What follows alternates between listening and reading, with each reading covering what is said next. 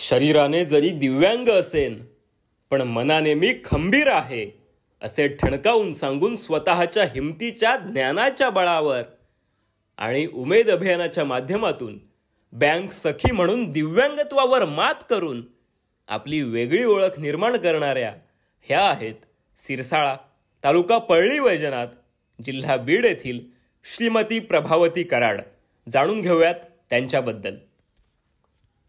तर माझी जी सांगायची जर हे झाली तर मी ज्या वेळेस शाळेमध्ये शिकायला होते त्यावेळेस माझं शिक्षण थोडंफार गावात झालं आणि नंतर मग बाहेरगावी तालुक्याला झालं.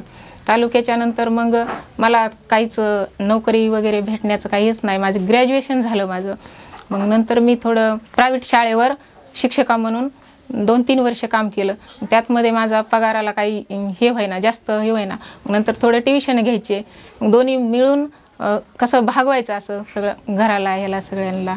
आणि नंतर मग 2016मध्ये वर्धिनी आल्याच्या नंतर मग त्यांचं सगळं ऐकून घेतलं मी. ऐकल्याच्या नंतर मग मला वाटलं की आपणही थोडंसं काहीतरी करावं याच्यामध्ये. त्यानंतर मला सरांनी सगळ्यांनी मार्गदर्शन केलं किंवा तुमचं काम बरं वाटतंय, तुम्ही बँक सखी म्हणून काम करतात का? म्हणलं हो सर, करू शकते म्हणलं मी, मला काहीच अडचण नाही म्हणलं असं. आणि घरच्यांचं पण परमिशन होतं की तुला काय करायचंय ते कर म्हणून. आणि माझी इच्छा होती की मला काहीतरी कुठेतरी नोकरी लागावं, स्वतःच्या पायावर उभा राहावं. मग त्यानंतर मग मी गटामध्ये बँक सखी म्हणून ग्रामसंघामधून मला घेतलं. नंतर मग मी बँकेमध्ये कामाला सुरुवात केली. तर मग थोडंसं सुरुवातीला वाटायला लागलं. मी बँक सखी झाल्यानंतर मग त्यांनी सांगितलं की बँक सखी आहेत आणि यांना जागा द्या.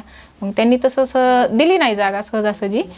मग नंतर मग त्यांनी 2-3-4 महिन्याला जागा दिली. मग बसायला ठीक आहे म्हणले, बसू द्या. अगोदर उभा राहूनच काम करत होते. 895 अकाउंट ओपन केले बँकमध्ये आणि कर्ज वाटप पण 4,80,00,000 कर्ज वाटप केले. फाईल घेणं टेबलवर ठेवून आणि ह्याच हाताने हँडरायटिंग पण माझी ह्याच हाताने असते आणि वर्किंग पण ह्याच हाताने, सगळी घरची पण वर्किंग ह्याच हाताने करते. फाईलची याची पूर्ण डाव्याच हाताने करते मी. मला OSFचे काही पैसे भेटले. छोटासा दुकान टाकलं, सुरुवातीला दुकान टाकलं. काही वेळ बँकेमध्ये घालायचं आणि बँकेमध्ये जर काम नसेल तर मग दुकान चालवायची. दुःख असल्यामुळे सर त्रास तर होणारच ना, पण तेवढ्या त्रासामधून बी काम करण्याची माझ्या जिद्द होती ना की आपल्याला किती जरी त्रास झाला तरी आपल्याला काम करायचं आहे. उमेदमध्ये आल्यानंतर मानसिक धीर खूप मिळाला. जरी शरीराने अपंग असले तरी मी मनाने अपंग नाही सर.